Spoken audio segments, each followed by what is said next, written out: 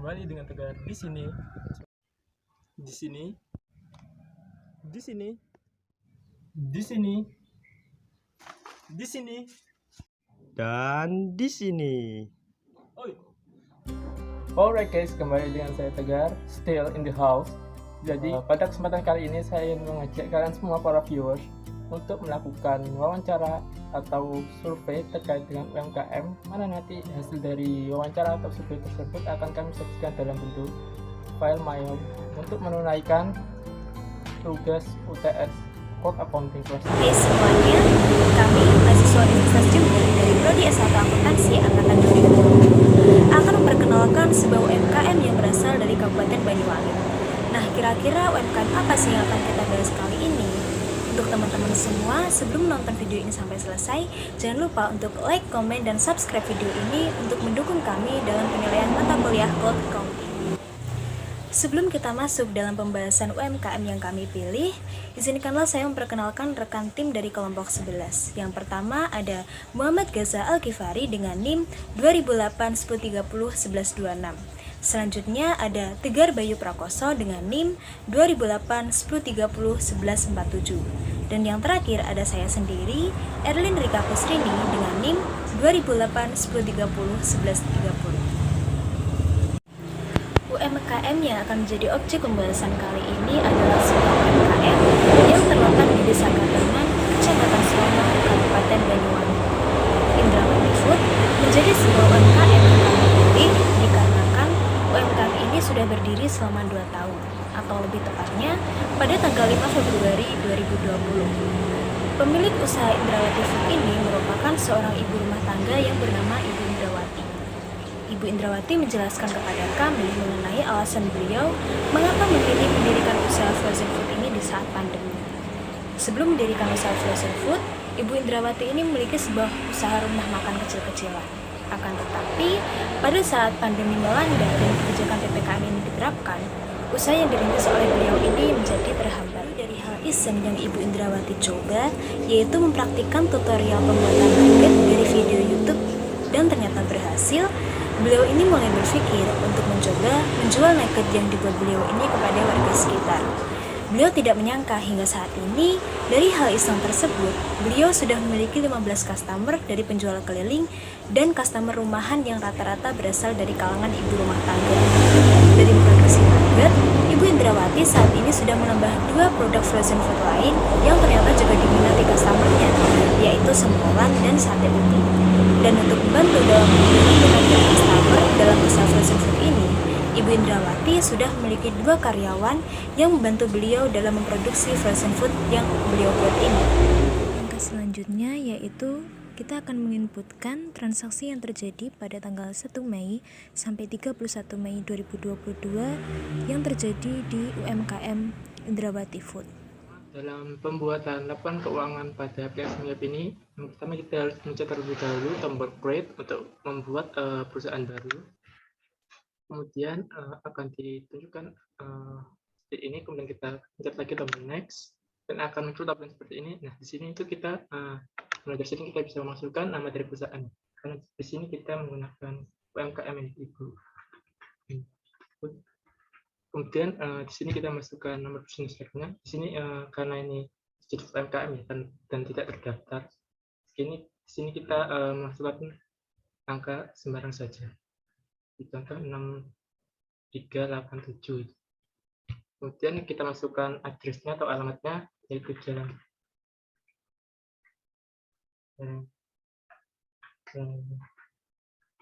Sono. Kemudian di sini untuk nomor teleponnya langsung kita lewati saja karena itu adalah pribadi, nomor pribadi milik beliau dan juga emailnya. Next.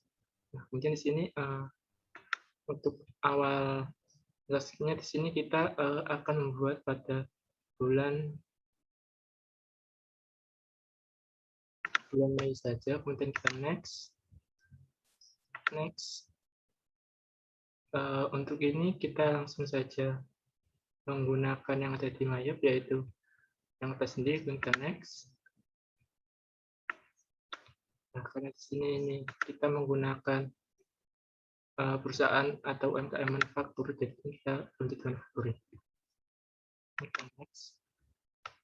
Untuk lokasinya di sini kita dapat memindahkan file hasilnya nanti dengan cara klik change, kemudian kita tinggal menentukan saja tempatnya, misalkan di dokumen.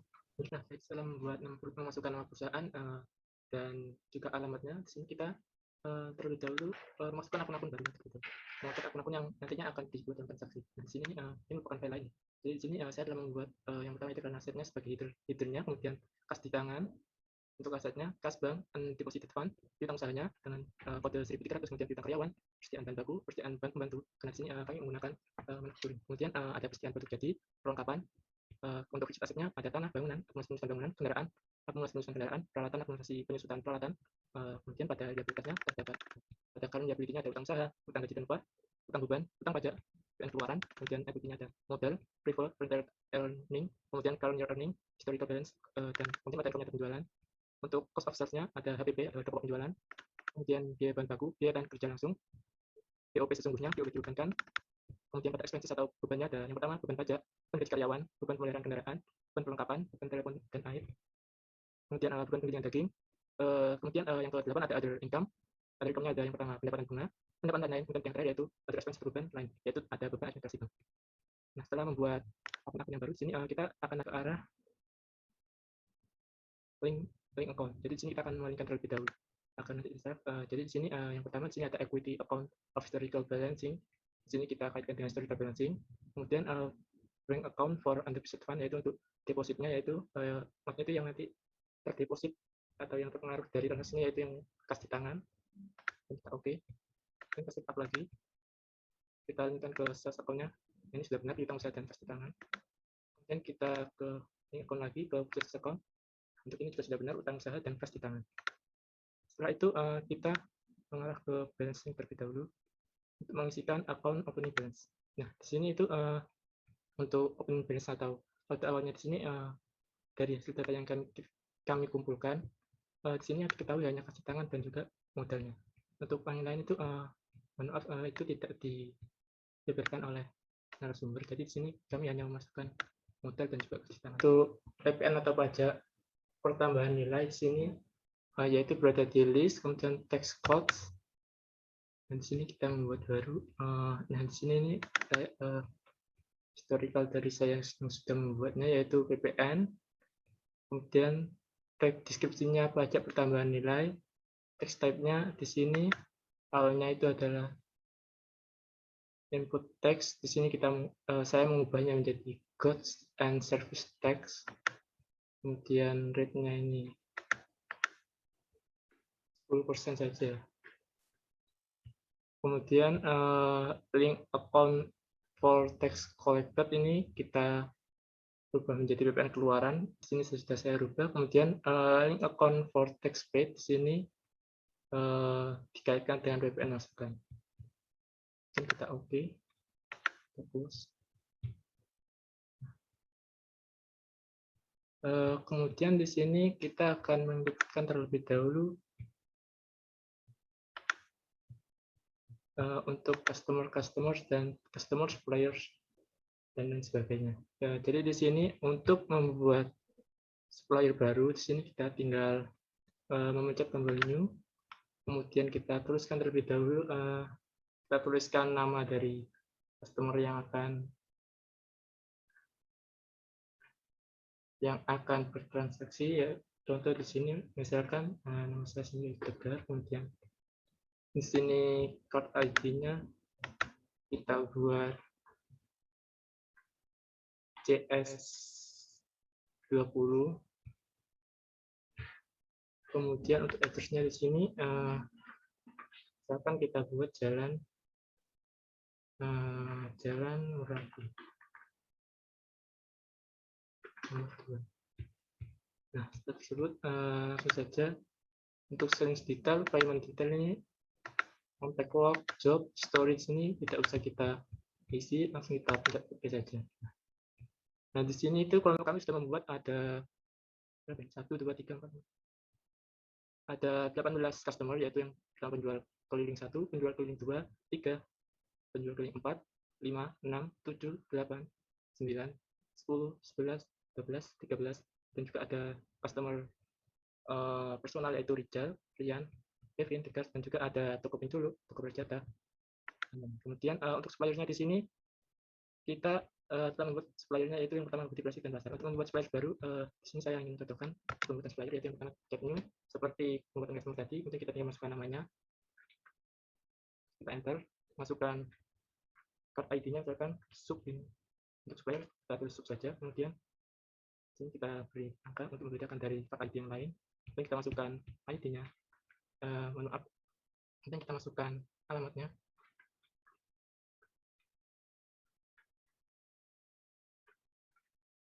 Tempat B. Di sini akan transfer otomatis seperti ini. Nah, di sini misalkan ya, di sini ketika kita membuat supplier atau customer terjadi kesalahan, di sini kita tinggal memencet customer atau supplier yang salah, kemudian kita pencet edit dan delete, lalu otomatis dokumen supplier tersebut akan otomatis hilang.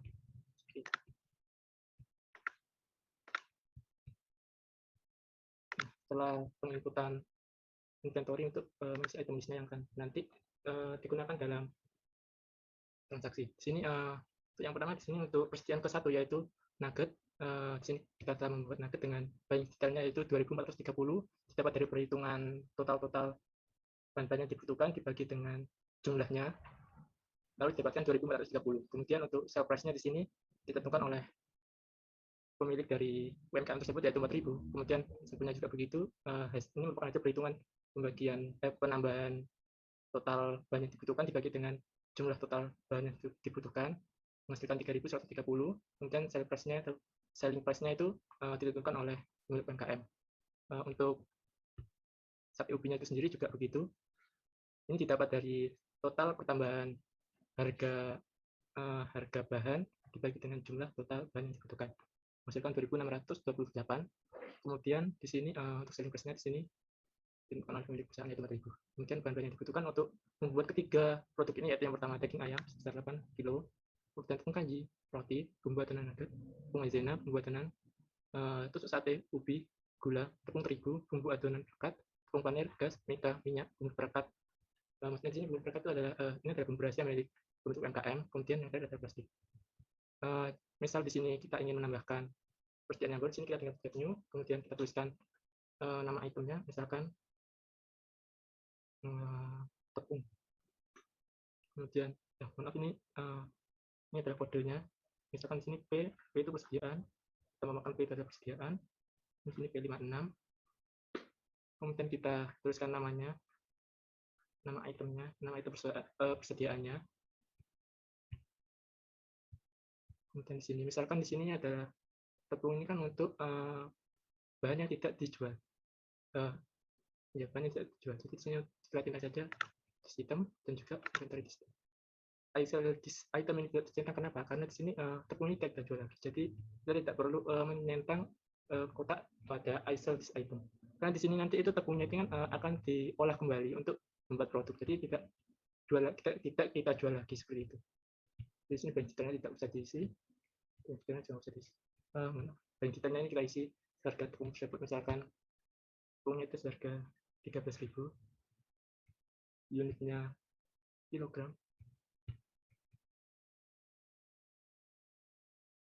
Dan kita set account for itemnya di sini kita masukkan terlebih dahulu untuk misalkan tepung sagu ini adalah bahan pembantu. Jadi di sini kita masukkan ke dalam akun bahan pembantu. Nah, pembantu account. Jadi ini sudah terinput persediaannya. Untuk menghapusnya cara tetap sama saja, yaitu dengan mengklik item yang dibutuhkan, kemudian kita delete. Edit, kemudian kita delete item yang misalkan di sini saya melakukan salah input, jadi kita tinggal mengedit lalu memencet tombol delete inventory item. Nah, setelah pembuatan customer, kemudian supplier dan juga memasukkan persediaan-persediaan yang customer, supplier, dan juga membuat akun akunnya, kemudian menghubungkan dengan cara mailing seperti tadi, setup, dan lain sebagainya. Di sini kita langsung saja dalam transaksinya, yaitu dengan cara kita pencet enter sales untuk membuat penjualan terbaru. Karena di sini sebelumnya itu kan kami telah membuat beberapa persediaan. Setelah memasukkan beberapa persediaan yang dimiliki, yaitu sebesar nuggetnya itu sudah 150, kemudian sampelnya ada 100, kemudian PTU-nya 7. Jadi di sini untuk tanggal banyak untuk pembuatan untuk pembuatan penjualan baru di sini kita tinggal pencet saja di sini, kemudian kita cari atau kita masukkan customersnya. Contoh di sini ada penjual paling 1. Dan di sini kita masukkan jumlahnya, jumlah yang customer beli. Sebenarnya di sini bukan customer ya, di sini penjual keliling 1 ini adalah reseller untuk UMKM ini. Gitu. Di sini bila meminta 10 untuk item P001 yaitu nugget. Kemudian misalkan di sini dia itu meminta 8 untuk P002 atau sampel. Kemudian untuk sate ubinya di sini misalkan penjualnya itu meminta 5. Kemudian di sini untuk kode dari sate ubi yaitu kode orang 3. Nah, setelah kita memasukkan jumlah dan juga kode itemnya, nanti di sini otomatis jumlah uang yang harus dibayarkan oleh customer pada kita itu akan total di sini, yaitu subtotal. Di sini kita tinggal menuliskan saja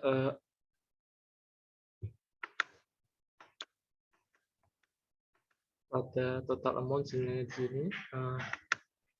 Pada PDD-nya di sini kita tinggal memasukkan sesuai dengan angkanya, yaitu 92.000, karena di sini bulannya itu memberikan uang secara cash. Jadi di sini kita tuliskan PDD-nya yaitu 92.000, kemudian kita record. Nah, kemudian misalkan ya, untuk setelah kita menjual habis, setelah persediaannya terjual habis, misalkan sini kita akan merestock atau membuat persediaan yang baru. Sini kita ke purchases atau pembelian.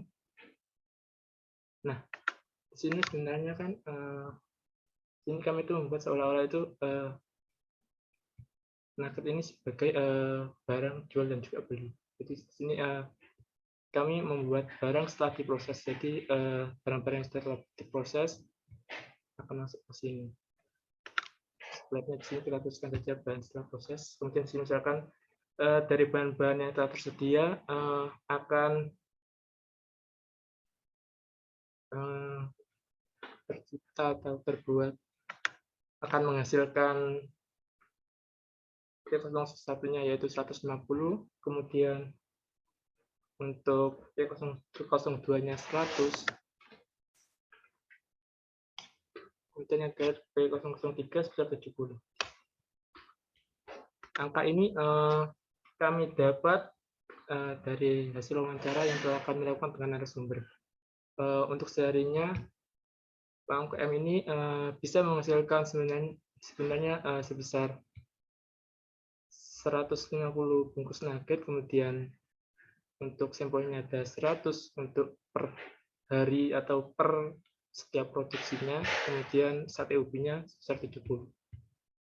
Nah, itu di sini akan tertotal secara sendirinya uang yang harus kita bayarkan. Lalu tanggalnya di sini kita ganti menjadi, misalkan transaksi ini terjadi pada tanggal 02 bulan 5 tahun 2022.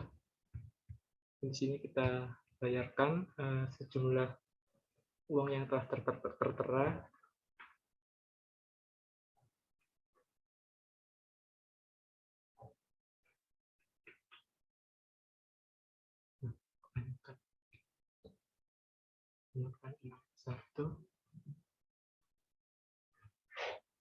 460.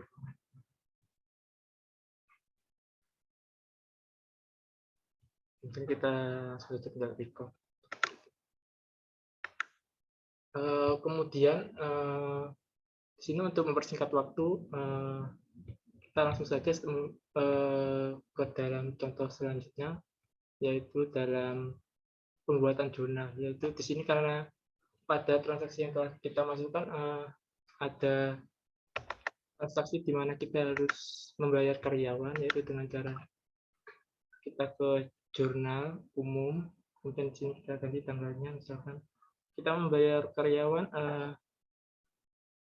pemilik perusahaan ini membayar karyawannya itu pada tanggal 29 bulan 5 tahun 2022. Kemudian sini kita tuliskan pembayaran gaji 2 karyawan.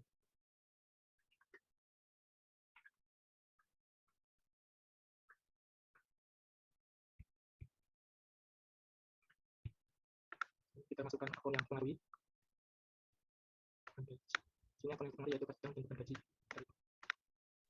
Untuk gaji karyawan 2 orang yaitu 3.500.000.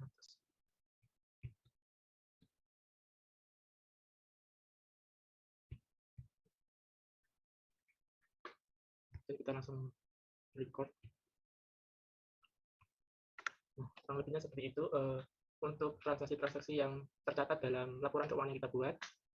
Untuk yang selanjutnya mengenai laporan yang dijelaskan oleh teman saya. Baik, setelah seluruh rangkaian proses laporan keuangan sudah selesai, kita bisa melihat hasilnya dengan cara klik report, lalu di standard balance sheet, karena transaksinya kita lakukan di bulan Mei, maka kita pilih bulan Mei, report level 4, kemudian klik display, aset, liabilitas, dan ekuitas.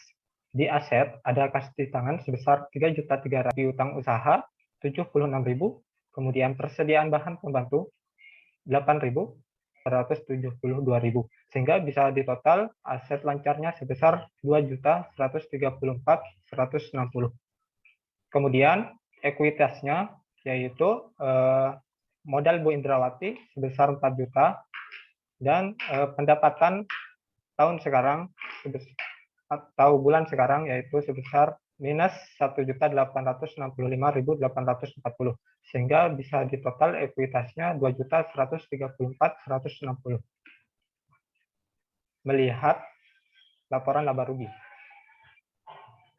kita pilih bulan Mei karena kita melakukan transaksi di bulan Mei. Penjualannya sebesar 6.400.000, kemudian harga pokok penjualan 4.725.000, dan bebannya yaitu beban gaji karyawan sebesar 3.500.000, kemudian beban penggilingan daging 40.000, sehingga total bebannya bisa dilihat bahwa profitnya mengalami loss atau rugi yaitu sebesar 1.865.840. Kemudian kita juga bisa melihat jurnal umum,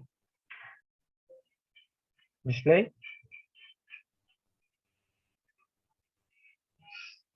Nah, bisa dilihat di sini ada puluhan transaksi transaksi terbesar dilakukan oleh Rijal yaitu sebesar 100.000 dan Rian sebesar 1.280.000.